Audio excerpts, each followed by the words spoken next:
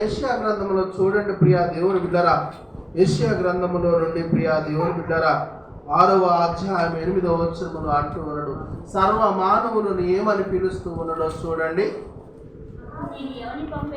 అప్పుడు నేను ఎవని పంపెదను, నా నిమిత్తము ఎవడు పోవునని ప్రభు సెలవీయగా వింటిని.